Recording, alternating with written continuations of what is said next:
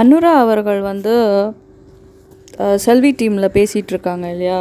So திடீர்னு இந்த கடைசி அறிவு வந்து எல்லாரையும் தாக்கிட்டுருக்கான், வடிவேலுவையும் தாக்கினான். செல்வி அவர்கள் எதுவுமே பேசலை. ஓகே, இவங்களை தாக்கினதுக்கு வடிவேலுவை வந்து பேசினதுக்கு வந்து செல்வி அவர்கள் எதுவும் பேசலை. அப்படியே அது எதுவுமே கண்டுக்காத மாதிரி வீடியோஸ் போட்டுட்ருந்தார். ஓகே, நம்ம எல்லாருக்கும் அவங்க 2 பேரும் ஃபைட் பண்ணுறாங்கன்னு தெரியும். பட் செல்வி அவர்கள் எதுவுமே நடக்காத மாதிரி தான் பிஹேவ் பண்ணார். அதுக்கப்புறம் பார்த்திங்கன்னா இப்போ அனுராக்கு இதே மாதிரி I think that silent teacher இருக்கான் பாருங்கள், அவங்களையும் வந்து இந்த கடைசி அறிவு ஏதோ பேசியிருக்கான். பாப்பா மோகன் அவர்களையும் பேசியிருக்காங்க. நம்மலாம் பேசுகிறது வேறு, ஏன்னா நம்மலாம் opposite team, school team. So அதனால் பேசுகிறது வேறு. பட் அவங்க டீமுக்குள்ளேயே அவங்க பேசிக்கிறது தான் இப்போது ஹைலைட்டு. அங்கே பார்த்திங்கன்னா அனுரா அவர்களே கேவலமாக பேசினான். அது கூட அனுரா ஓரளவுக்கு அதுக்கு ஏதோ பதில் சொல்லிட்டு விட்டுட்டாங்கன்னு நினைக்கிறேன். அதுக்கப்புறம் ஒரு வீடியோ மாதிரி போட்டு விட்டுட்டாங்க. அதுக்கப்புறம் மறுபடியும் வந்து இவன் வந்து அவன் அனுரா அவர்களோட பொண்ணெல்லாம் வம்புக்கு இழுத்தாப்புல. ஓகே, எதுக்குமே செல்வி அவர்கள் வந்து எதுவுமே நடக்காத மாதிரி ரியாக்ஷன் பண்ணுறாரு. எவ்வளோ காமெடி பாருங்கள்.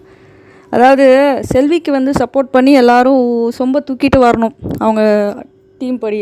ஆனால் அவங்க டீமுக்குள்ளேயே யாராவது அட்டாக் பண்ணால் அதை வந்து செல்வி அவர்கள் கண்டுக்க மாட்டாங்க. இது எவ்வளோ ஒரு சுயநலமான ஒரு திங்கிங் பாருங்கள். இதே திங்கிங் தானே ஸ்ரீமதி கிட்டேயும் வச்சுருப்பார் செல்வி அவர்கள். அதாவது அந்த பொண்ணு வந்து மார்ச்சரியில் கிடக்கிற பொண்ணை வச்சுட்டு நீ வந்து உண்மையாகவே ரேப் அண்ட் மர்டர்னு சஸ்பெக்ட் பண்ணனா நீ என்ன பேசணும்? என் பொண்ணை கெடுத்துட்டாங்க, பொண்ணை ரேப் பண்ணிட்டாங்க, கொன்னுட்டாங்க, எங்களுக்கு நியாயம் வேணும் அப்படின்னு சொல்லிட்டு நீ அந்த அமைச்சர்கிட்ட கேட்டிருந்தேன்னா நீ உண்மையான தாயின்னு சொல்லலாம். நீ என்ன கேட்டால் அரசு வேலை கொடுங்க, நான் ஏற்கனவே இவர் பக்கத்தில் இருக்கிற பார்த்துட்டு நான் ஏற்கனவே இவர்கிட்ட 10 வாட்டி கேட்டுட்டேன், இவர் வந்து எனக்கு கொடுக்காம கட்சி ஆளுக்கே கொடுத்துட்டாங்கன்னு இந்த மாதிரி ஒரு பொம்பளை சொல்லிச்சுன்னா அந்த பொம்பளைக்கு எப்படி அந்த பொண்ணு மேலே பாசம் இருந்திருக்கும் நீங்கள்லாம் நம்புறீங்க? அந்த பொண்ணு உயிரோடு இருந்தபோது அந்த பொண்ணு மேலே உண்மையாகவே பாசமுள்ள தாயா இவர்? இதெல்லாம் பார்த்துட்டு தான் நம்ம வந்து எனக்கு பள்ளித்தரப்பு டைரெக்டாக தெரியாது, இருந்தாலும் நான் வந்து பள்ளித்தரப்புக்கு ஐ திங்க் இந்த இன்சிடெண்ட் நடந்தால் 17ஆம் தேதி கலவரம் நடந்தது இல்லையா, அந்த 17ஆம் தேதி கலவரம் தான் நான் ஃபஸ்ட்டு பார்த்த இன்சிடெண்ட். எனக்கு ஸ்ரீமதி இறந்தது தெரியாது, 13ஆம் தேதி அவள் இறந்தது தெரியாது. 16ஆம் தேதி எனக்கு வந்து வாட்ஸ்அப்பில் ஒரு வீடியோ வந்துச்சு. அது என்ன வீடியோனா, செல்வி அவர்கள் வந்து அமைச்சர்கிட்ட இந்த அரசு வேலை கேட்குற வீடியோ தான் வந்துச்சு.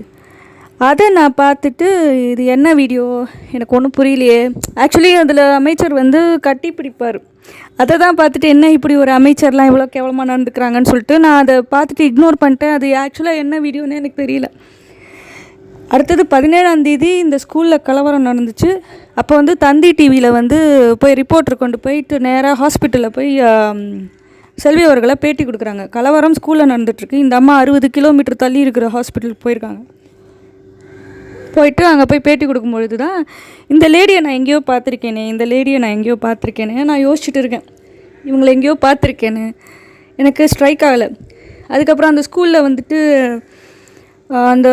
அதாவது இந்த கலவரம் நடக்கும்போதே அந்த பொண்ணு ஸ்ரீமதி இறந்துட்டா, அதனால் கலவரம் நடந்துச்சு, இவ்வளோ நாள் போராட்டம் பண்ணாங்க, அந்த மாதிரி அவங்க செய்தியெல்லாம் கொடுக்கும்போது எனக்கு ஒரு மண்டையில் ஒரு ஸ்ட்ரைக் ஆச்சு. ஒரு வேளை நேத்திக்கு ஒரு வீடியோ வந்துச்சு, அந்த வீடியோவில் இருக்கிற லேடியும் இவங்களும் ஒன்றா ரெண்டு சேம் ஃபேஸாக 2 பேரும் ஒரே ஆளா அப்படின்றதுக்காக போய் செக் பண்ணால் 2 பேரும் ஒரே ஆள். அட கொக்கம்மக்கா, இந்த மாதிரி ஒரு லேடியா அது? சரி, ஸ்கூலில் கலவரம் நடந்துச்சுன்னா இந்த பொம்பளை எதுக்கு ஹாஸ்பிட்டலில் போய் உட்காந்துக்கணும்? எனக்கு அது வேறு டவுட். அதாவது நான் செய்யலை, ஸ்கூல் தான் செஞ்சிச்சு, ஸ்கூலே ஆட்களை அனுப்பி கலவரம் செஞ்சிச்சு. சரி, ஸ்கூலில் ஆட்களை அனுப்பி கலவரம் செஞ்சிச்சுன்னா அதை உன்னோட வீட்லேயே வச்சு சொல்ல வேண்டியதானே? நீ எதுக்கு 60 கிலோமீட்டர் தள்ளி இருக்கிற ஹாஸ்பிட்டலில் போய் பேசணும்? இதெல்லாம் பார்த்துட்டு தான் நான் வந்து எனக்கு செல்வி அவர்களோட ட்ராமா வந்து ஃபஸ்ட்டே கடவுள் காமிச்சிட்டார். எனக்கு வந்து கடவுள்கிட்ட இருந்து எனக்கு டைரக்ட் கனெக்ஷன் இருக்குது. ஸோ யாராவது நடிக்கிறாங்கன்னா எனக்கு தெரிஞ்சிடும். ஓகே, ஸோ ஃபஸ்ட்டே கண்டுபிடிச்சிடுவேன். எனக்கு ஒரு ஜோஷியர் சொல்லியிருக்காரு, நான் வந்து என்னுடைய கண்கள் வந்து ரொம்ப பவர்ஃபுல், ஸோ அதனால் நீங்கள் யாராவது பொய் சொல்கிறாங்களா இல்லையான்னு கூட நீங்கள் ஈஸியாக கண்டுபிடிச்சிடுவீங்க அப்படி சொல்லிட்டு எதெல்லாம் சொல்லியிருக்காங்க. ஆனால் அது உண்மை தான். பிகாஸ் என்னுடைய லைஃப்பில் நான் வந்து நான் வந்து அவ்வளோ லேஸில் வந்து இன்ட்யூஷன் இருக்கும் எனக்கு. ஆனால் இன்ட்யூஷனை விட நான் வந்து எல்லா விஷயத்தையும் அனலைஸ் பண்ணுவேன், எல்லாத்தையும் யோசிப்பேன். எல்லாரும் சொல்கிறாங்க ஒரு பதில் அப்படின்றதுக்காக நான் வந்து அந்த டெசிஷன் நான் எடுக்க மாட்டேன். எனக்கு கரெக்டாக இருக்கணும், கரெக்டாக இருந்தால் தான் நான் வந்து சப்போர்ட் பண்ணுவேன் அந்த மாதிரி. இப்போது டாபிக்குள்ளே வருவோம். ஸோ எனக்கு செல்வி அவர்களோட அந்த செல்ஃபிஷ்னஸ், அதாவது இது எதுக்காக இந்த விஷயத்த சொல்கிறேன் அப்படின்னா, ஒரு பொண்ணு இறந்துட்டா மார்ச்சுரியில் கிடக்கிற பொண்ணை வந்து எந்த ஒரு பெத்த தாயாக இருந்தாலும் அந்த பொண்ணு நினைப்பாவே அழுதுட்டு இருப்பாளே ஒழிய, அழலைன்னா கூட அந்த சோகத்துலேயாவது இருப்பாங்க. ஓகே, வேறு எதுவுமே அவங்களுக்கு வந்து முக்கியமாக படாது, வேறு எதையுமே கேட்கணுன்னு தோணாது, அரசு வேலை கேட்கணுன்னு தோணாது, எதுவுமே கேட்க தோணாது. ஆனால் செல்வி அவர்கள் வித்தியாசமாக ஒரு 4-5 நாள்லேயே வந்து அரசு வேலை கேட்ட பொழுது அப்போ வந்து அவர்களுடைய புத்தி, அந்த பொண்ணோட டெட் பாடி கூட வரலை. இப்போ விஷயம் என்னென்னா, அந்த பொண்ணோட டெட் பாடி வீட்டுக்கு வந்து அந்த பொண்ணுக்கு செய்ய வேண்டிய கடைசி காரியத்தை செஞ்சுட்டு இவங்க வந்து அரசு வேலை கேட்டிருந்தா கூட சரி, அந்த 4-5 நாளில் கேட்டிருந்தா கூட சரி, அப்படி விட்டுறலாம். சரி, இதை ஒரு வாய்ப்பாக பயன்படுத்தி இவங்க அரசு வேலை கேட்குறாங்க அப்படின்னு நினச்சிக்கலாம். பொண்ணு டெட் பாடியாக வீட்டுக்கு வரல, மார்ச்சரியில் கிடக்குது. 10 நாள் அந்த பொண்ணு டெட் பாடி மார்ச்சரியில் கிடக்குது. இந்த அம்மா வந்து அந்த அமைச்சர் வந்து 3ஆவது நாள், 4ஆவது நாள் கூட கிடையாது, 3ஆவது நாள்னால் 13, 14, 15, 15ஆம் தேதி அமைச்சரை பார்த்துருக்காங்க. 16ஆம் தேதி வந்து அந்த இவர் திருமாவளவன் வந்து செல்வி அவர்களை பார்த்துருக்காங்க. செல்வி அவர்களை பார்த்ததுக்கப்புறம் தான் இந்த கலவரம் நடந்தது இல்லையா? ஸோ அதனால் 15ஆம் தேதி தான் அமைச்சரை பார்த்துருக்காங்க. ஓகே, எனக்கு வந்தது 16ஆம் தேதி இந்த வாட்ஸ்அப் வீடியோ வந்துச்சு. ஓகே, இது எதுக்கு சொல்கிறேன் அப்படின்னா, இப்போ அனுரா அவர்கள் வந்து ஆரம்பத்தில் வீடியோ போடும்போது தான், நான் ஆரம்பத்தில் 1 வருஷம் கமெண்ட்டு தான் போட்டுட்ருந்தேன், நான் எந்த ஒரு வீடியோவும் போடல. செல்வி சப்போர்ட்டர்ஸ் சேனலுக்கும் நான் போய் கமெண்ட் போடுவேன். அப்போல்லாம் என்னை பிளாக் பண்ணல யாருமே. ஆனால் நான் எப்போ வந்து யூடியூப் சேனல் ஆரம்பித்தேனோ, வீடியோஸ் போட ஆரம்பித்தேனோ, அப்போ எல்லோரும் என்னை பிளாக் பண்ணிட்டாங்க. என்ன சொல்கிறது, அந்த வீடியோ மெயினாக அந்த யூடியூபர்ஸ், ஏன்னா என்னுடைய சேனல் இருக்குதுன்னு யாருக்கும் தெரியக்கூடாதான். தெரிஞ்சால் வந்து ஜாயின் பண்ணிவிடுவாங்க இல்லையா, ஏதாவது மக்களுக்கு ஏதாவது உண்மை தெரிந்து விடும் அல்லவா, அதனால் பிளாக் பண்ணி விட்டாங்க. இப்போது என்ன விஷயம் அப்படின்னா, இப்போ வந்து அனுரா அவர்கள் சேனலில் வந்து நான் ஆரம்பத்தில் கமெண்ட் எல்லாம் போடுவேன். எல்லார் சேனலும், இந்த கடைசி அறிவி சேனல்லையும் போய் நான் கமெண்ட் எல்லாம் போட்டிருக்கேன். ஸோ அப்போல்லாம் வந்து அனுரா அவர்கள் வந்து நான் கேட்குற கேள்விக்கெல்லாம் பதிலெலாம் சொல்லுவாங்க. ஓகே, எல்லாத்துக்கும் பொறுமை, யார் பள்ளி தரப்புலேருந்து போஸ்ட் கமெண்ட் போட்டாலும் சரி, யார் கமெண்ட் போட்டாலும் அவங்க பொறுமையாக பதில் சொல்லுவாங்க. ஸோ அப்போ நான் வந்து அவங்ககிட்ட கேட்டிருக்கேன், இந்த மாதிரி வந்து செல்வி அவர்கள் வந்து அந்த பொண்ணு செத்த 4ஆம் நாளே 3ஆம் நாளே வந்து அந்த பொண்ணு இறந்த இதில் கூட, அந்த மார்ச்சரியிலேருந்து கூட அந்த டெட் பாடியை வாங்காமல் இந்த மாதிரி வந்து அரசு வேலை கேட்கிறார்களே, அது வந்து ஒரு பெத்த தாய் செய்யக்கூடிய காரியமா அப்படிலாம் நான் கேள்வியெலாம் கேட்டிருக்கேன். நான் பெரிய பெரிய கமெண்ட்லாம் போடுவேன் அனுரா அவர்கள் சேனலில். அவங்க வந்து சொல்லுவாங்க, இல்லை அது வந்து அவங்க ஒரு ஏழை தாய், அவங்க கேட்குறதுல என்ன தப்பு இருக்குது, அது ஒரு வாய்ப்பாக அந்த அமைச்சர் வரும்போது அந்த அமைச்சர்கிட்ட அந்த கேள்வி கேட்குறதுல என்ன தப்பு இருக்குது, அவங்களுக்கு அது எல்லா டைமும் பார்க்க முடியாது இல்லையா அமைச்சரை, அந்த மாதிரி ஒரு அர்த்தத்தில் சொல்லுவாங்க. அதாவது அவங்க அமைச்சர் வந்து அவங்கள பார்க்க வந்தாராம், அதை ஒரு வாய்ப்பாக பயன்படுத்தி அதை ஒரு ஆப்பர்ச்சுனிட்டியாக யூஸ் பண்ணி செல்வி அவர்கள் கேட்டாங்களாம் அரசு வேலை. அதனால் செல்வி அவர்கள் செஞ்சது வந்து தப்பே கிடையாதுன்னு சொன்னவர் தான் அனுரா அவர்கள். இதை எதுக்கு நான் இப்போ ஸ்பெசிஃபிக்காக சொல்கிறேன் அப்படின்னா, நான் சொல்கிறேன்ல, நான் வந்து அவ்வளோ லேஸில் இப்போது 2 சைடு பிரச்சனை வருது அப்படின்னா, அவ்வளோ லேஸில் நான் வந்து ஏதோ ஒரு சைடுக்கெலாம் நான் இமீடியட்டாலாம் சப்போர்ட் பண்ண மாட்டேன். கொஞ்ச நாள் வாட்ச் பண்ணுவேன், என்ன நடக்குதுன்னு பார்த்துட்டு தான் நான் வந்து சப்போர்ட் பண்ணுவேன். உண்மையாகவே ஒரு பர்சனோட இன்டென்ஷன் என்னன்னு தெரிஞ்சிச்சுன்னா, இன்டென்ஷன் நல்ல இன்டென்ஷன்னா அது வேறு, இன்டென்ஷன் வந்து தப்பான இன்டென்ஷன்னா அந்த பர்சனுக்கு நம்ம சப்போர்ட் பண்ணக்கூடாது. ஸோ இப்போது செல்வி அவர்கள் வந்து அவருடைய இன்டென்ஷன் எனக்கு ஃபஸ்ட்டே தெரிஞ்சு போச்சு. அதான் சொன்னேன்ல, அந்த பொண்ணு டெட் பாடி, அந்த பொண்ணு இறந்தது கூட எனக்கு ஃபஸ்ட்டு தெரியாததுனால தான் கடவுள் எனக்கு எப்படி காமிச்சிருக்காரு, ஃபஸ்ட்டு வந்து அந்த அமைச்சர் வீடியோ அனுப்பிச்சி விட்டார் கடவுள். அதுக்கப்புறம் இந்த கலவரம் பார்க்குறேன். ஸோ இந்த 3 இன்சிடெண்ட் தான், அதாவது இந்த கலவரம் ஃபஸ்ட்டு வந்தது, அமைச்சர் வீடியோ, இந்த கலவரம், அப்புறம் அந்த ஹாஸ்பிட்டலில் இந்த அம்மா பேட்டி கொடுக்குறது. இது 3 தான் என்னை வந்து ரொம்ப நாள் உறுத்திக்கிட்டே இருந்தது. ஸோ அதனால தான் நான் செல்வியை வந்து ஆரம்பத்துலேருந்தே நான் நம்பலை. அந்த பொண்ணு கொல்லப்பட்டாலா தற்கொலை செய்தாலா அது 2வது விஷயம். அது கூட நான் அப்பயும் சந்தேகத்தில் இருந்தது, ஒருவேளை அந்த பொண்ணை வந்து யாராவது தள்ளி விட்டுருப்பாங்களோ, இல்லை அவளே தவறி விழுந்திருப்பாளோ, இப்படிலாம் யோசிச்சிச்சேன். அதுக்கப்புறம் கன்ஃபார்ம் பண்ணிவிட்டேன், அந்த பொண்ணு லெட்டரு அந்த கையெழுத்தெல்லாம் சேமாக இருக்கும் பொழுது சரி ஓகே, இந்த பொண்ணு தற்கொலை தான் செய்து கொண்டாள் அப்படின்றத கன்ஃபார்ம் பண்ணிவிட்டு தான் இன்னும் ஸ்ட்ராங்காக சப்போர்ட் பண்ணிகிட்ருக்கேன். ஸ்கூல் சைடு எந்த தப்பும் கிடையாது அப்படின்றதுனால. இன்னொன்று வந்து சிசிடிவி, முக்கியமாக நான் ஸ்கூல் சைட் சப்போர்ட் பண்ணுறதுக்கு காரணம் வந்து சிசிடிவி கேமராக்கள் தான். 210 கேமராக்கள் இருக்குது. ஒரு கேமரா கூட பழுதடையவில்லை. 24 மணி நேரமும் ஓடி இருக்குது. அதே மாதிரி எங்கேயும் பவர் கட் ஆகலை. அப்படி இருக்கும் பொழுது அந்த ஸ்கூல் சைடு எப்படி தப்பாக இருக்க முடியும்? ஸ்கூல் சைடு வந்து இப்போது உண்மையாகவே அங்கே ஏதோ ஒரு பவர் கட், ஒரு 5 நிமிஷம் பவர் கட் ஆகிடுச்சு, இல்லை ஏதோ ஒரு கேமரா வேலை செய்யலை அப்படின்னா நம்ம அந்த ஸ்கூலை சரி ஒரு வேளை ஸ்கூல் ஏதாவது திலுமுலு பண்ணியிருப்போம்னு நம்ம சந்தேகப்படலாம். எல்லா கேமராவும் ஓடி இருக்குது. 210 கேமராக்களும் ஓடி இருக்குது. ஒரு செகண்ட் கூட ஸ்டாப். நான் ஏற்கனவே வேறு ஒரு வீடியோ போட்டிருந்தேன் சிசிடிவி கேமராக்கள் பற்றி. சிசிடிவி கேமராக்கள், நான் சிசிடிவி கேமராஸ் வச்சுருக்கேன். ஸோ அதனால் எனக்கு தெரியும் சிசிடிவி கேமராவில் பொறுத்த வரைக்கும் ஃபோர்ஜரி எதுவும் பண்ண முடியாது. ஓகே, அதை நம்ம ஏதாவது ஒரு போர்ஷனை டிலீட் பண்ணணும்னு ஃபஸ்ட்டு டிலீட்டே பண்ண முடியாது. அப்படி ஒரு வேளை அந்த போர்ஷனை டிலீட் பண்ணணும்னு நினச்சா கூட அது வந்து ஈஸியாக கண்டுபிடிச்சிடலாம். ஏன்னா அந்த இது காமிச்சு கொடுத்துரும். ஸோ இல்லை நம்ம ஏதாவது ஒரு கேமரா ஆஃப் பண்ணிட்டா கூட, இதை ஏதோ ஒன்று நம்ம பண்ணால் கூட அந்த ஒரு கேப் ஒன்று கிடைக்கும். அந்த கேப்பை வச்சு ஆஃபீஸர்ஸ் வந்து கண்டுபிடிச்சிருவாங்க. சிசிடிவி இதில் வந்து இவங்க ஃபோர்ஜரி பண்ணியிருக்காங்கன்னு கண்டுபிடிச்சிருவாங்க. ஸோ அதனால் எந்த ஒரு ஃபோர்ஜரியும் பண்ணலை. ஸ்கூல் பாட்டுக்கு காலையில் தூங்கி எழுந்திரிச்சிருக்கு, பார்த்தா இந்த பொண்ணு விழுந்திருக்கு. இவ்வளோதான் ஸ்கூலுக்கு தெரிஞ்சது. வந்து அந்த காலையில் 5 மணிக்கு மேலே நடந்த கதை தான் ஸ்கூல் டீமுக்கு தெரியுமே ஒழிய நைட்டு என்ன நடந்ததுன்னு அவங்களுக்கு தெரியாது. ஸோ ஸ்கூல் டீமை பொறுத்த வரைக்கும் இட்ஸ் க்ளீனாக இருக்காங்க. அவங்க மேலே எந்த தப்பு, ஈவன் அந்த பொண்ணு கொல்லப்பட்டிருந்தா கூட அது ஸ்கூல் செஞ்சுருக்காது. புரியுதா? ஸ்கூல் மேனேஜ்மெண்ட்டுக்கும் அதுக்கும் சம்மந்தம் கிடையாது. ஈவன் அந்த பொண்ணு ஒரு வேளை கொலையாக இருந்திருந்தால் கூட வேறு ஏதாவது சண்டையில் இல்லை வேறு யாராவது பண்ணியிருக்கலாமே ஒழிய ஸ்கூல் மேனேஜ்மெண்ட்டுக்கும் அதுக்கும் சம்மந்தம் கிடையாது. ஸோ அதனால் நான் அந்த ஒரு விஷயத்தில் தான் நான் வந்து ஸ்கூலில் நான் நம்பினேன். ஓகே, சிசிடிவி கேமராக்கள் 24 மணி நேரமும் ஓடி இருக்குன்ற ஒரே ஒரு விஷயந்தான் என்னை வந்து ஓகே இந்த ஸ்கூல் சைடு எந்த தப்பும் கிடையாது. ஏன்னா அவங்க காலையில் 8 மணிக்கு போலீஸ்கிட்ட கொடுத்துட்டாங்க ஹார்ட்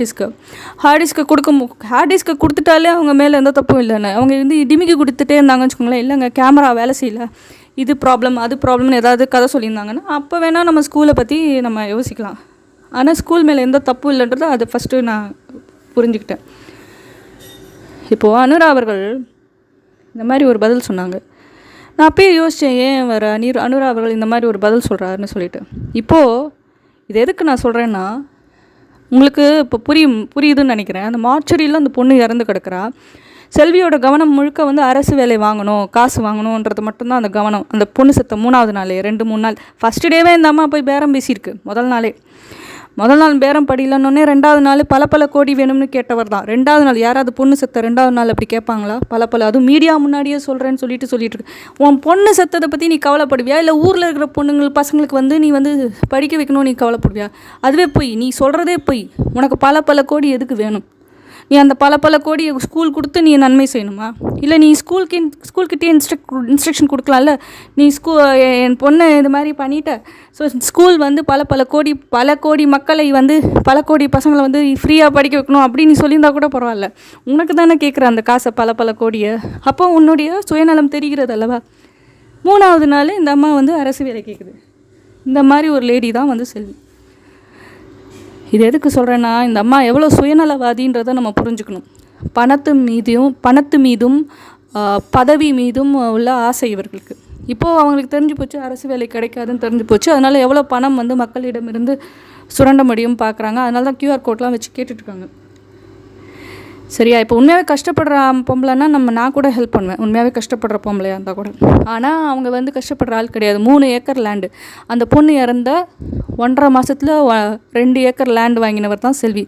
அதாவது இவரிடம் அந்த எம்பத்தியே கிடையாது. அந்த பொண்ணு மீது எந்த ஒரு கரிசனமும் எம்பத்தியும் இல்லாத மனுஷி தான் இவங்க. அதனால தான் இப்போ இதுவே சந்தோஷ்க்கு ஏதாவது நடந்திருந்தது, ஸ்ரீமதிக்கு நடந்த மாதிரி சந்தோஷ்க்கு நடந்திருந்ததுன்னு வச்சுக்கோங்களேன், இந்த மாதிரி QR கோடு வச்சு பிச்சை கேட்பாரா? இல்லை பல கோடி வேணும் எனக்குன்னு கேட்டிருப்பாரா? ஏன்னா அதெல்லாம் செஞ்சுக்க. ஏன்னா இவருக்கு என்னை பொறுத்த வரைக்கும் அவருக்கு ஒரிஜினல் சன் வந்து சந்தோஷ் தான். சந்தோஷ் மேலே தான் இவருக்கு பாசம் அதிகமே ஒழிய ஸ்ரீமதி மேலே பாசம் இருக்கிற மாதிரி தெரியல. ஏன்னா அந்த பொண்ணு இறக்கிறதுக்கு முன்னாடி பயங்கரமான சண்டை நடந்திருக்கு. அதில் ஏதோ ஒரு வெறுப்பு ஏற்பட்டிருக்கு. ஒரு உண்மையான தாயோ இல்லை சித்தியோ அது நமக்கு தேவையில்லை. ஏன்னா DNA டெஸ்ட்டுக்கு வேறு ஒத்துழைக்கலை. ஆனால் அவருக்கு வந்து ஸ்ரீமதி மேலே எந்த ஒரு பாசமும் கிடையாதுன்றது அவருடைய நடவடிக்கை. ஸ்ரீமதி இறந்த பிறகு அவருடைய நடவடிக்கைகளை காமிச்சு கொடுத்துருச்சு. இப்போ அனுரா அவர்கள் வந்து இப்போ அந்த கடைசி அறிவு இவ்வளோ அட்டாக் பண்ணுறாங்கள. இப்போ வடிவேலு கேஸே எடுத்துப்போமே, வடிவேலுவை கேவலமாக பேசியிருக்கான். இன்ஃபேக்ட் 2 யூடியூப் சேனல் வச்சுருக்காங்க செல்வி அவர்கள். 3 லட்சம் சப்ஸ்கிரைபர்ஸ் ஈச். ஓகே, அப்படி பார்க்கும் பொழுது இப்போ எவ்வளோ சப்ஸ்கிரைபர்ஸ் தெரில. அப்படி பார்க்கும் பொழுது அவருக்கு வந்து இன்கம் ஏர்ன் பண்ணி கொடுத்தது யார்? இந்த கூகுள் ஆட்சன்ஸில் அவர் ஆட் பண்ணி அவருக்கு இன்கம் ஏர்ன் பண்ணி கொடுத்தது யார்? வடிவேலு தான் இல்லையா? மானடைசேஷன், யூடியூப் மானடைசேஷன் செஞ்சு கொடுத்தது வந்து வடிவேலு தான். இப்போ வந்து செல்வி அவர்கள் சம்பாதிச்சிட்ருக்காங்கன்னா காரணம் வந்து வடிவேலு தான். அந்த வடிவேலுவை நான் நல்லவனா கெட்டவனா என்ன அந்த வம்புக்கு வரல. எனக்கு வடிவேலுவை பர்சனலாக தெரியாது. வடிவேலு பேசுகிற பல டாப்பிக்குகள் வந்து எனக்கு வந்து ஒத்து வராது.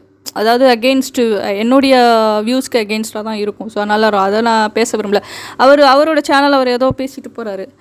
ஆனால் அவர் நல்லவராக கெட்டவராக பர்சனலாக எனக்கு தெரியாது. இருந்தாலும் செல்விக்கு அவர் நல்லவராகத்தான் இருந்திருக்காரு. செல்விக்கு வந்து யூடியூப் மானடைசேஷன் பண்ணி கொடுத்தது வந்து வடிவேலு தான். ஓகே, எல்லாத்தையும் செஞ்சுட்டு அந்த வீடியோ எடிட்டிங்லேருந்து எல்லாமே சொல்லி கொடுத்து எல்லாம் செஞ்சு கொடுத்தது இப்போ வடிவேலு தான். இப்போ வந்து செல்வி அவர்களுக்கு செய்கிறது வந்து கோகுல். ஓகே, இதுக்கு முன்னாடி வடிவேலு செஞ்சு கொடுத்தாரு. ஸோ அப்படிப்பட்ட வடிவேலுக்கே கண்டுக்கல இந்த அம்மா. அந்த கடைசி அறிவுக்கும் வடிவேலுக்கும் சண்டை நடந்த போது வடிவேலுக்கும் நீ சப்போர்ட் பண்ண வேணாம், வடிவேலுக்கும் நீ சப்போர்ட் பண்ண வேணாம், ஆனால் நடுவில் நின்று மத்தியஸ்தம் பண்ணுறதுன்னு சொல்லுவாங்களே, நீங்கள் 2 பேரும் சண்டை போட்டுக்காதீங்க அப்படின்னு சொல்லிட்டு ஏதாவது மத்தியஸ்தம் பண்ணுவாங்களே, அது கூட செய்யலை இந்த அம்மா வந்து அடுத்த டாபிக் போயிடுச்சு. இந்த அரசு அதிகாரி இப்படி செஞ்சு விட்டார், அவர் அந்த ஸ்கூலில் இப்படி நடந்தது, இந்த ஸ்கூலில் இப்படி நடந்தது என்று யூடியூப் சேனலுக்கு கதைகள் என்னென்ன கதையெல்லாம் சொல்ல முடியுமோ அவர் பாட்டுக்கு வீடியோ போட்டுகிட்டே இருக்கார் செல்வி அவர்கள். பட் என்ன இவங்களுக்குள்ளே என்ன நடக்குது? இவங்க டீம் தானே, கடைசி அறிவும் இவரோட டீம் தான், வடிவேலும் இவரோட டீம் தான். இந்த அம்மா கண்டுக்கவே இல்லை, என்ன நடந்துச்சுன்னு கண்டுக்கவே இல்லை. ஓகே, அடுத்தது பார்த்திங்கன்னா இந்த சைலண்ட் குரு, ஓகே, சைலண்ட் டீச்சர் மௌன குரு, அவர் என்ன பண்ணார்? அவர் வந்து செல்விக்கு சப்போர்ட்டாக நிறைய வீடியோஸ்லாம் போடுவார். இவர் வந்து செல்வி டீமில் ஒரு மிகப்பெரிய சயின்டிஸ்ட்னே சொல்லலாம்.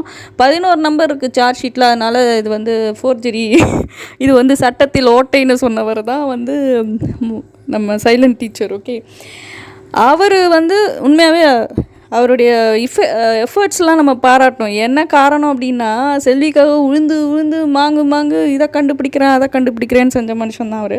Of course CBCID team cyber crime கிட்ட போலீஸ் கம்ப்ளைண்ட் கொடுத்தோன்னே வடிவேலு வீடியோஸாக இருக்கட்டும், சைலண்ட் டீச்சர் வீடியோஸாக இருக்கட்டும், வேறு சில யூடியூபர்கள் வீடியோ இருக்கட்டும், சைபர் கிரைம் வந்து அவங்க டிலீட் பண்ணிட்டாங்க. ஏன்னா ஸ்கூல் மீது தேவையில்லாமல் ரொம்ப அதிகமாக அவதூறு கலப்புறாங்கன்னு சொல்லிட்டு டிலீட் பண்ணிட்டாங்க. சைபர் கிரைமே அந்த ஆக்ஷன் எடுத்துச்சு.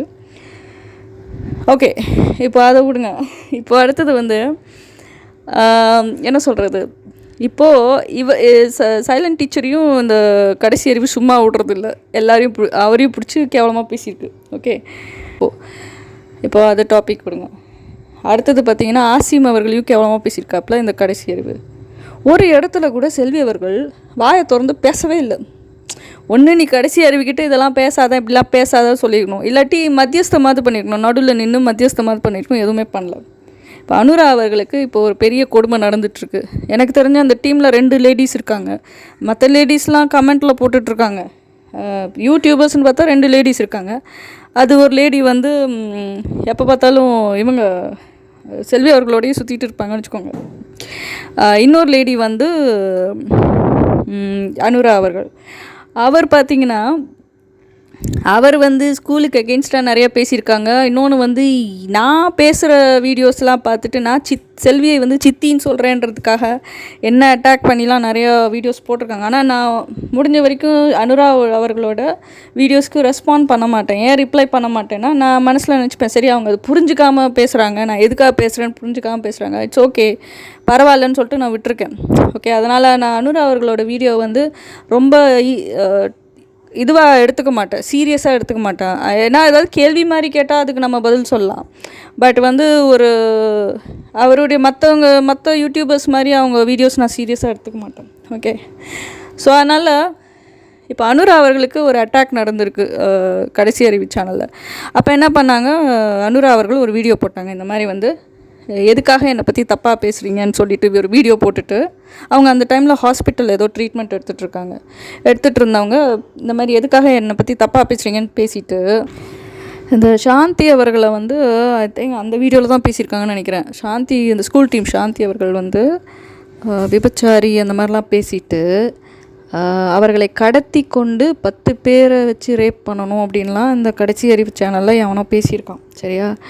ஸோ இந்த மாதிரி வந்து நிறைய பேசினோடனே இவர் அனுரா அவர்கள் பார்த்துட்டு சாந்தி அவர்கள்லாம் ஸ்கூல் டீமு அவங்களெல்லாம் வந்து அவங்களையும் கேவலமாக பேசாதீங்க, எந்த பொண்ணையும் கேவலமாக பேசாதீங்கன்னு சொல்லிட்டு எனக்கும் பேசினாங்களான்னு தெரில. பட் சாந்தி அவர்களுக்காகவும் பேசியிருக்காங்க. அவங்களுக்கு சப்போர்ட் அவங்கள பற்றியும் சொல்லிவிட்டு சாந்தி அவர்களுக்கும் பேசியிருக்காங்க. ஸோ அவங்க வந்து கொஞ்சம் லேடிஸை பற்றி யாரும் தப்பாக பேசாதீங்கன்னு ஜென்ரலாக பேசிட்டு அனுரா அவர்கள் அந்த வீடியோவை அந்த கடைசி அறிவு பார்த்ததுக்கப்புறம் என்ன பண்ணியிருக்காங்க, அந்த வீடியோவை ப்ரைவேட் ஆக்கி விட்டாங்க. ஓகே, இது நடந்திருக்கு. ஒரு வாட்டி சொல்லி பார்த்துட்டாங்க. அப்போ வந்து கடைசி அறிவை கொஞ்சம் மரியாதையாக தான் அவங்க சொன்னாங்க, இந்த மாதிரி என்னை பற்றி ஏன் இப்படி தப்பாக பேசுகிறீங்க, நாங்களும் செல்விக்காக தானே பேசுகிறோம் அப்படின்னு சொல்லிட்டு இந்த மாதிரி பேசிவிட்டு இது பண்ணிட்டாங்க. அவங்க ஹாஸ்பிட்டலில் இருந்து பேசியிருக்காங்க. இவன் அது காதில் வாங்கிக்கல. என்ன பண்ணியிருக்கான், மறுபடியும் இப்போ அனுரா அவர்கள் வந்து அவங்க அப்பா இறந்துட்டார். அவங்களுக்கு ஏற்கனவே உடம்பு சரியில்லாமல் இருந்தது. அதனால் ரொம்ப நாளாக வீடியோஸ் போடல. கிட்டத்தட்ட 1 மாதம் 2 மாதம் வீடியோஸ் போடல. இன்ஃபேக்ட் வீடியோஸ் போட்டால் கூட மந்த்லி ஒன்ஸ் தான் அவங்க வீடியோ போடுறாங்க. அவங்க வீடியோ போடலையா, அதுவும் செல்விக்கு ஸ்ரீமதிக்கு ஆதரவாக வீடியோவே போடலையாம். அதுக்காக அனுராவை வந்து கேவலமாக அட்டாக் பண்ண ஆரம்பிச்சிட்டோம். அந்த கடைசி எதுக்கு வீடியோ போடணும்னு தெரியல ஒருத்தங்களுக்கு. நான் கூட ஒரு சில டைம் ரொம்ப நாள் வீடியோ போடாமல் இருந்திருக்கேன் இல்லையா. அதுக்காக வந்து நான் யாராவது என்னை திட்டினாங்களா, ஏன் வீடியோ போடலன்னு கமெண்ட்டில் கேட்பாங்க. மற்றபடி திட்டுறதுக்கு யாராவது உரிமை இருக்கா? அதனால் வந்து அனுரா அவர்கள்கிட்ட போயிட்டு அனுரா அவர்கள் வந்து ஸ்கூல் டீம் ஜாயின் பண்ணிட்டாரு, அவங்க இது பண்ணிட்டாங்கன்னு சொல்லிட்டு பேச ஆரம்பித்து விபச்சாரி அது இதுன்னு சொல்லிட்டு பேசிவிட்டு சரி அதோட விட்டானா இவன், அவங்க பொண்ணையும் சேர்த்து வம்பு இழுத்துட்டான். இன்னொரு சேனலில் வந்துட்டு அவங்க பொண்ணை ஆட விட்டு விபச்சாரம் பண்ணுறா அப்படின்ற மாதிரி அந்த பொண்ணை அவங்க அனுரா அவர்களோட பொண்ணு வந்து 5 வயசோ 6 வயசோ தான் அந்த பொண்ணுக்கு. ஐ டோன்ட் நோ, அன்றைக்கி அந்த வீடியோவில் பார்த்த முகிலன் வடிவேலு செல்வி அவர்கள் அந்த வீடியோவில் வந்து அனுரா அவர்களோட பொண்ணு பார்த்தேன். 5 வயசா இல்லை 7 வயசா எனக்கு கரெக்டாக தெரியல. ஓகே, அந்த பொண்ணை பார்த்து கேவலமாக பேசுகிறான் அந்த கடைசி அறிவு. ஓகே, அந்த வீடியோ நானும் பார்த்தேன், என்ன பேசுனான்னு எனக்கு தெரியும். ஸோ அப்பயும் இந்த செல்வி அவர்கள் கண்டுக்கவே இல்லை. இது எதுக்கு நான் சொல்கிறேன் அப்படின்னா, நான் ஏற்கனவே அனுரா அவர்களுக்கு வார்னிங் கொடுத்தேன். அந்த பொண்ணு இறந்துட்டா, மார்ச்சரியில் கிடக்கிறா. ஆனால் இந்த அம்மா 3ஆவது நாளே போய் அங்கே போய் அமைச்சர்கிட்ட போய் அரசு வேலை வேணும்னு கேட்குறா. இப்போ அதை வந்து நியாயப்படுத்தி பேசினவர் தான் அனுரா. இல்லை அவங்க பண்ணது கரெக்டு தான், ஒரு பெத்த தாய், அவங்க ஒரு ஏழை தாய், அவங்க கேட்கக்கூடாதா, அவங்க வாழ்வாதாரத்துக்கு என்ன பண்ணுவாங்க, அவங்களுக்கு லைஃப் வேணாமா, ஃப்யூச்சரில் என்ன பண்ணுவாங்க சாப்பாட்டுக்குன்ற மாதிரி அந்த ரேஞ்சுக்கு அதாவது அந்த மீனிங்கில் அவங்க பதில் சொல்கிறாங்க. நான் யோசித்தேன், என்னடா அது இவங்களுக்கு புரிஞ்சுக்க மாட்டேன்றாங்களே, ஒரு பொண்ணு இறந்துட்டா மார்ச்சரியில் கிடக்கிறா, ஒரு அம்மா எந்த ஒரு பெத்த தாயாவது போய் அமைச்சர்கிட்ட அரசு வேலை கேட்பாங்களா, நான் ஒரு முக்கியமான விஷயத்த சொல்கிறேன், அவங்களுக்கு அது அதை வாங்கிக்காமல் செல்விக்கே சப்போர்ட் பண்ணுறாங்களே அப்படின்னு நினச்சேன் நான். அதாவது ஸ்ரீமதியோட இறப்பை வந்து இவங்களும் அது கொலையாக பார்க்குறாங்க, அதான் மேட்ரு. அதனால தான் வந்து செல்வி அவர்களை வந்து என்ன தப்பு பண்ணாலும் சப்போர்ட் பண்ணிட்டு உட்காந்துருக்காங்க. புரியுதா? இப்போ அனுரா அவர்கள் இப்போ கூட இன்னும் திருந்தலாம். அவங்க இப்போ கூட ஸ்கூல் மீது தவறு இருக்குது அப்படின்ற மாதிரி தான் அவங்க பேசிகிட்டு இருக்காங்க. ஸோ ரீசெண்டாக ஒரு ஷார்ட்ஸ் பார்த்தேன். சரி, அந்த ஷார்ட்ஸுக்கான பதில் சொல்கிறேன். அவங்க சொன்னாங்க, அந்த ஷார்ப்னர்லேருந்து அந்த பிளேடு எப்படி எடுக்கணும் அப்படின்னு சொல்லிட்டு, எப்படி எடுத்திருப்பா அப்படின்னு. கையில் வந்து கடப்பாறை அதெல்லாம் தூக்கின்னு போக வேண்டியதில்லை. இல்லை ஒரு மெக்கானிக் கையில் என்ன இருக்கோ இன்ஸ்ட்ருமெண்ட்ஸ், ஒரு கட்டிங் பிளேயரோ இல்லை நோஸ் பிளேயரோ இந்த மாதிரி இதெல்லாம் தூக்கிட்டு போகணுன்னு அவசியம் இல்லை. ஜாமெட்ரி பாக்ஸ் இருக்குது இல்லையா, ஜாமெட்ரி பாக்ஸ் போதும். ஜாமெட்ரி பாக்ஸ்லேயே சில இதெல்லாம் இருக்குது, அதை வச்சு கூட திறக்கலாம். அண்ட் வந்து இந்த கட்டர் மாதிரி வச்சுருப்பாங்க தெரியுமா, ஏதாவது நான் கட் பண்ணுறதுக்கு, அது கையில் இருந்தால் கூட ஓகே.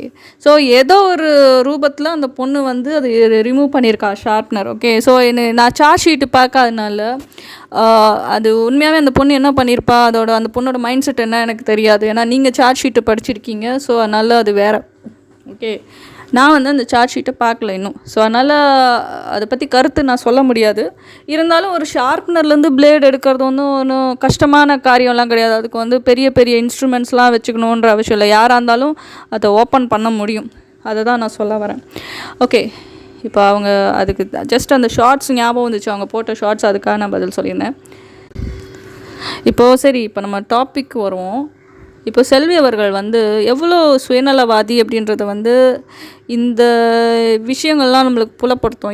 இதுலையாவது புரிஞ்சிருக்கணும். இப்போ ஸ்ரீமதி விஷயத்தில் எவ்வளோ பெரிய சுயநலவாதியாக செல்வி அவர்கள் இருந்திருப்பார். அந்த பொண்ணு உயிரோடு இருந்த போதே ஃபீஸு கூட கட்டாமல் ஸ்கூலில் ஜாயின் பண்ணவர் தான் செல்வி அவர்கள். ஃபீஸ் கூட கட்டலை. ஏன்னா அவருக்கு தெரியும் அந்த பொண்ணு எப்போ வேணாலும் சாகும், தற்கொலை முடிவு எப்போ வேணாலும் எடுப்பான்றது செல்வி அவர்களுக்கு ஏற்கனவே தெரியும். வீட்டில் சாகக்கூடாதுன்றதுக்கு தான் அந்த பொண்ணை வந்து ஹாஸ்டலில் சேர்த்துருக்காரு. நீ சக்தி ஸ்கூலில் சத்யசாய் ஸ்கூல்லேருந்து இந்த பொண்ணை இங்கே ஷிஃப்ட் பண்ணல சக்தி ஸ்கூலுக்கு, அப்போ உனக்கு என்ன தோணியிருக்கணும்?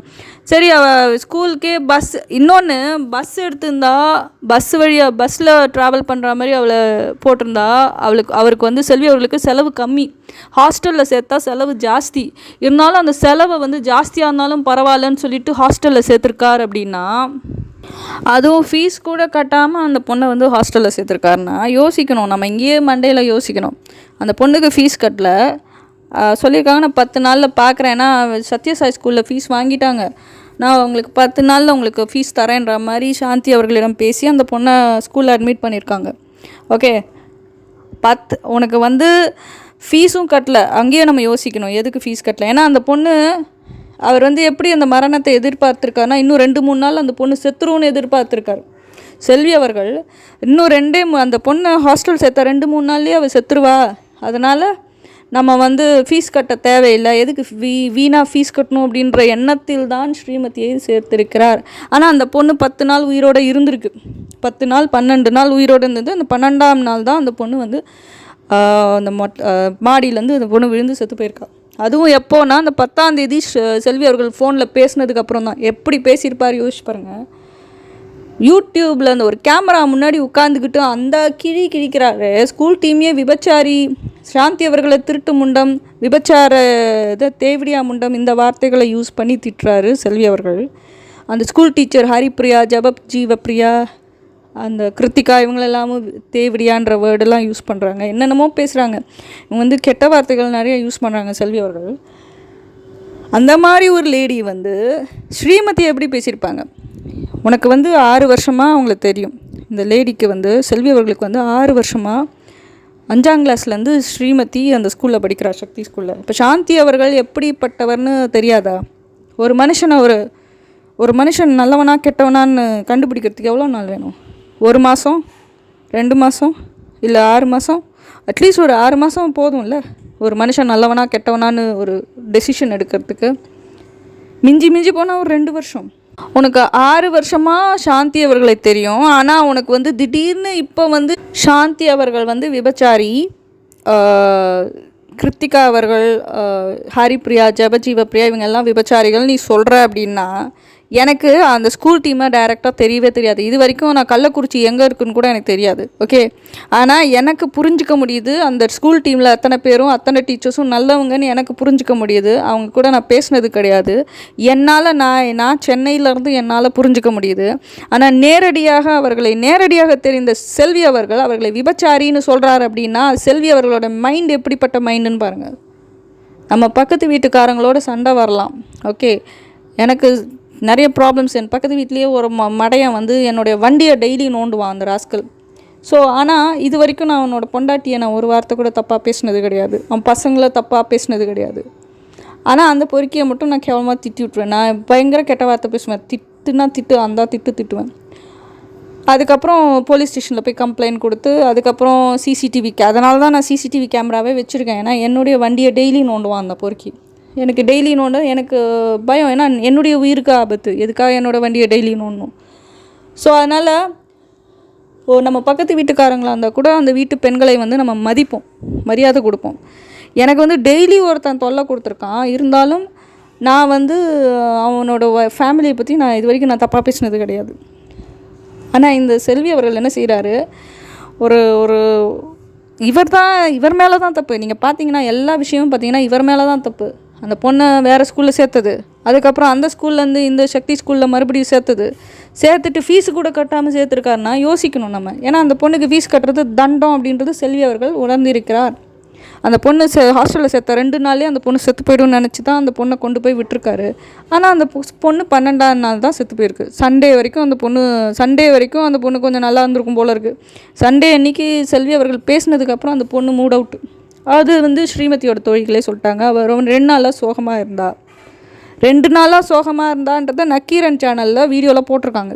அந்த பொண்ணு பேசுறது இந்த ஆள் ஸ்பை கேமரா எடுத்துக்கிட்டு கொண்டு போய் ரெக்கார்ட் பண்ணியிருக்கான் அந்த பரதேசி, இந்த பக்கி பிரகாஷ். அவங்கள வந்து எப்படி நீ ஒரு ஸ்பை கேமரா வச்சு ரெக்கார்ட் பண்ணுவேன்? ஸ்கூல் ஸ்டூடெண்ட்ஸ் அதுவும். அந்த பொண்ணுங்க வந்து 12th படிச்சுட்ருக்காங்க, ஸ்கூல் ஸ்டூடெண்ட்ஸை. நீ எப்படி வந்து ஒரு ஸ்பை கேமரா வச்சு ரெக்கார்ட் பண்ணுவேன்? இதுக்கே வந்து நக்கீரன் சேனல் மேலே புகார் அளிக்கணும். அந்த பேரண்ட்ஸ் வந்து அந்த 2-3 ஃப்ரெண்ட்ஸோ ஏதோ போய் பார்த்தாங்க இல்லையா, அவங்க பேரண்ட்ஸ் வந்து நக்கீரன் பக்கி பிரகாஷ் மீது ஒரு புகார் கொடுக்கணும். ஏன்னா அந்த மாதிரி எப்படி ஒரு பொண்ணு நார்மல் எந்த பொண்ணையுமே அந்த மாதிரி ஸ்பை கேமரா வச்சு ரெக்கார்ட் பண்ணக்கூடாது, right? So that's there. Okay, இப்போ வந்து இதுதான் நான் சொல்ல வந்தது. என்ன அப்படின்னா, அதாவது சுயநலம் என்பது செல்வியிடம் ஊறி இருக்கிறது. பணத்தாசை, நகையாசை, நகை. அந்த பொண்ணு செத்ததுக்கப்புறமும் நகை வாங்கியிருக்காங்க அவங்க, தங்க நகையெல்லாம் வாங்கிட்டு. இதுதான் நான் கடைக்கு போனேன், இது வந்து ஸ்ரீமதிக்கு வாங்கின நகைன்னு சொல்லிட்டு எதையோலாம் காமிக்கிறாங்க. நகையாசை, பணத்தாசை, நில ஆசை. 2 ஏக்கர் லேண்டு அந்த பொண்ணு செத்ததுக்கப்புறம் 1.5 மாதத்தில் 2 ஏக்கர் லேண்டு வாங்கியிருக்காருன்னும் பொழுது, அப்படிப்பட்ட சுயநலவாதி வந்து இப்போது இன்னொரு பெண் அஃபெக்ட் ஆகும்போது சப்போர்ட் பண்ணுவாங்கன்னு நினைக்கிறீங்க? அதாவது இந்த ஸ்கூல் டீச்சர்ஸ்லாம் நல்லா தெரியும் இந்த செல்வி அவர்களுக்கு. இந்த சாந்தி அவர்களே 6 வருஷமாக தெரியும், 6-7 வருஷமாக தெரியும். இப்போ வந்து இந்த கேஸ் நடந்து 2 வருஷமாக, இப்போ 8 வருஷமாக தெரியும்னு வச்சுக்கோங்களேன். ஸோ அந்த ஸ்ரீமதி இறந்த டைமில் வந்து 6 வருஷமாக தெரியும். அவ்வளோ நாள் அவ்வளோ வருஷக்கணக்காக தெரிஞ்ச ஒரு பர்சனை பார்த்து விபச்சாரின்னு சொல்கிறாரு அப்படின்னா, இப்போ செல்வி அவர்கள் மாதிரி ஒரு மட்டமான ஒரு லேடிக்கு நீங்கள் சப்போர்ட் பண்ணிகிட்ருக்காங்களே சில பேர், யோசிக்க மாட்டேன்றாங்க. ஏன்னா அவங்களுக்கு ஒரு பாதிப்பு ஏற்படும் பொழுது சப்போர்ட் பண்ணுறதுக்கு ஆள் கிடையாது, அவங்களுக்கு ஆதரவு தெரிவிக்கிறதுக்கு ஆள் கிடையாது. அந்த டீமில் இருக்கிற கமெண்டேட்டர்ஸ் பார்த்திங்கன்னா, அந்த மக்கள் சில பேர் கமெண்ட் பண்ணுவாங்களே, அவங்களே வந்து அனுராவை கேவலமாக பேசிக்கிறார்கள் அந்த கடைசி அறிவு சேனலில். இவன் சொல்கிறான்னு சொல்லிவிட்டு ஆமாம் அனுரா ஒரு விபச்சாரி அப்படின்னு சொல்லிவிட்டு அவங்களே கமெண்ட் போடுறாங்க. யார்? மக்கள் தான். இந்த அனுராக்கும் அனுரா சேனல்லையும் இவங்களும் கமெண்ட் போட்டிருப்பாங்க, இந்த கடைசி அறிவு சேனல்லையும் இவங்களும் கமெண்ட் போட்டிருப்பாங்க. இந்த மாதிரி அவன் கடைசி இப்படி இந்த மரம் புறம்போக்கு சொன்னது உடனே அவள் வந்து விபச்சாரி. ஸோ அப்போது அனுரா அவர்களும் விபச்சாரின்னு சொல்கிற ஒரு டீம் தானே இது. அதே டீமில் ஒரே டீமில் இருக்கிறவங்களே விபச்சாரின்னு சொல்கிறவங்க, அதையும் கண்டுக்காத மாதிரி இருக்கிற செல்வி அவர்கள். யோசிங்க எல்லோரும். நான் ஏற்கனவே ஒரு வீடியோவில் சொல்லியிருப்பேன், செல்வி அவர்கள், வடிவேலு, முகிலன் இவங்க எல்லோரும் சேர்ந்து ஒரு வீடியோவில் இருந்தாங்க, அனுரா எல்லாருமே. அனுரா வந்து பேசும்போது அனுராவை வந்து செல்வி அவர்கள் மேலேருந்து கீழே அப்படி முறைக்கிற மாதிரி பார்க்குறாங்க. அந்த பார்வை வந்து இது ஒரு நார்சிஸ்டோட பார்வை தான் அது. ஏன்னா அந்த அளவுக்கு நீ என்ன பெரிய பேச போகிற, ஒரு இலக்காரமான ஒரு பார்வைன்னு சொல்லலாம். ஸோ அதனால் எனக்கு தெரிஞ்சு செல்வி அவர்களுக்கு வந்து அனுரா மீது ஒரு நல்ல இம்ப்ரெஷன் இருக்கிறதா எனக்கு தோணலை. அனுரா தான் போய் அங்கே போய் ஒட்டிக்கிற மாதிரி தோணுதே ஒழிய செல்வி அவர்கள் அனுராவை கண்டுக்கிற மாதிரி எனக்கு தெரியல. ஓகே, இன்னொன்று வந்து அவர் ஒன்றும் பெரிய அப்பாட்டக்கர்லாம் கிடையாது. ஒரு ஸ்கூல் மீது அவதூறு கிளப்பி ஃபேமஸான பொம்பளை தான் இவர் ஆக்சுவலி சொல்லப்போனால் இவர் ஒரு நொட்டோரியஸ் பர்சன், இவர் ஃபேமஸான பர்சன்லாம் கிடையாது. இவர் வந்து இந்த முகிலன் சொல்லுவார் பாருங்க, ஆளுமை பெற்ற பொம்பளையாம். யார்? செல்வி அவர்கள். ஆளுமை என்பது என்ன? ஒரு ஸ்கூலை தாக்கி ஒரு ஸ்கூலை நாசம் செஞ்சுட்டு ஸ்கூலில் இருக்கிற டீச்சர்ஸ் எல்லாம் விபச்சாரிகள்னு சொல்லி அவர்களை பற்றி கண்டமேனிக்கு பேசுகிற ஒரு பொம்பளை தான் வந்து ஆளுமை பெற்றவரா? அப்போ உண்மையாகவே சாதித்த பெண்கள்லாம் என்னவா? அவங்கெல்லாம் ஆளுமை பெற்றவர்கள் இல்லையா? யாரை வந்து ஹையாக வைக்கணும், யாரை வந்து லோவாக வைக்கணும்னு கூட தெரியல. இந்த பொம்பளை வந்து 2 வருஷமாக யூடியூப்பில் பேசிட்டு உட்காந்துருக்கு. இது ஒன்றும் போராடிலாம் இல்லை. ஸ்ரீமதி இறந்ததுக்கு இந்த பொம்பளைக்கு நியாயமே தேவையில்லை, பணம் தான் தேவை. அதை கூட புரிஞ்சுக்காமல் அப்படி ஸ்ரீமதி இறந்ததுக்காக போராடி வருகிறாராம் இந்த தாய். இந்த மாதிரி எந்த அம்மாவும் இந்த மாதிரி உட்காந்து யூடியூப் சேனலில் உட்காந்து போராடிட்டு இருக்க மாட்டாங்க. உண்மையாகவே போராடுற தாய் கோர்ட்டு வழியாகத்தான் போராடுவார். இல்லாட்டி எனக்கு நீதி வேணும், நியாயம் வேணும், ரோட்டில் வந்து கூட போராடுவாங்க. ஆனால் உட்காந்து யூடியூப் சேனலில் உட்காந்து வீடியோ போட்டுட்டு இருக்க மாட்டாங்க எந்த ஒரு பெத்த தாயும். அது கூட புரியாமல் ஆளுமை பெற்றவர் அவர் யூடியூப்பில் கதையாக சொல்லிகிட்டு இருக்கு, டெய்லி ஒரு கதை சொல்லிட்டு இருக்கு இந்த பொம்பளை. எந்த லேடி வந்து நல்லவங்கன்றதுக்கு ஒரு டெசிஷன் கூட எடுக்க முடியல. உங்கள் வீட்டிலலாம் பொண்டாட்டிங்கெல்லாம் அப்படி தான் பண்ணுவாங்களா? ஜஸ்ட் கேட்குறேன், யார் வீட்லையாவது ஏதாவது ஒரு பொண்ணு இறந்துச்சு அப்படின்னா வந்து டெய்லி யூடியூப்பில் கதை சொல்லிகிட்டு இருப்பாங்களா அவங்க அம்மான்றவங்க? நான் செத்து போயிட்டேன்னா எங்கள் அம்மா யூடியூப்பில் கதை சொல்லிகிட்டு இருக்க மாட்டாங்க. ஒப்பாரி வச்சு வீட்டில் அழுதுட்ருப்பாங்க ஒழிய நிறைய நாள் 1 மாதம் கூட சாப்பிடாமல் இருப்பாங்களே ஒழிய உட்காந்து வெளியில் வந்து போஸ்ட் கொடுத்துக்கிட்டு நான் வந்து இந்த மாதிரி சொல்லிட்டாங்க, இந்த மாதிரி பண்ணிட்டாங்கன்னு கதை சொல்லிக்கிட்டு கேமரா முன்னாடி வந்து நிற்க மாட்டாங்க யாரும். ஏன்னா நம்ம ரொம்ப டிப்ரெஷனில் இருக்கிறோம் அப்படின்னாலே நம்மளால் கேமராவை ஃபேஸ் பண்ண முடியாது. ரொம்ப டிப்ரெஷனில் இருக்கிறவங்க கிட்ட போய் பேட்டி எடுக்கிறேன்னு சொல்லிட்டு போய் மைக்கை நீட்டுங்க, பேச மாட்டாங்க. என்னால் முடியாது சொல்லிட்டு அவங்க போயிடுவாங்க.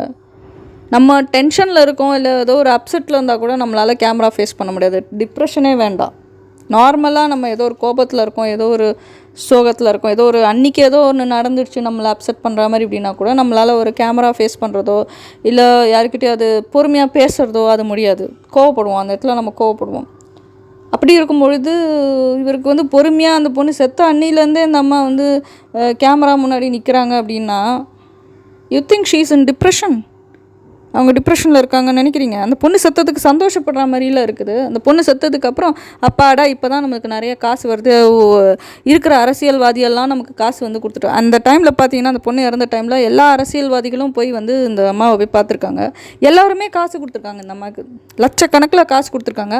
அதெல்லாம் கொண்டு போய் இந்த அம்மா வந்து அதை வச்சு இந்த அம்மா ஏக்கர் கணக்கில் 2 ஏக்கர் லேண்ட் வாங்கினாங்களா, இல்லாட்டி வந்து இந்த ஸ்கூலில் கொள்ளையடிச்சாங்க பாருங்கள், 17ஆம் தேதி 30 லட்சம் அந்த ஸ்கூல்லேருந்து கொள்ளையடிச்சாங்க. 250 பவுன் நகை போயிடுச்சு. அந்த 250 பவுன் நகையும் அந்த 30 லட்சம் பணமும் யார்கிட்ட இருக்குது? இப்போது திராவிட மணிக்கிட்டேயும் செல்வி அவர்கள்கிட்டையும் தான் இருக்குன்றது எங்களுடைய கணிப்பு.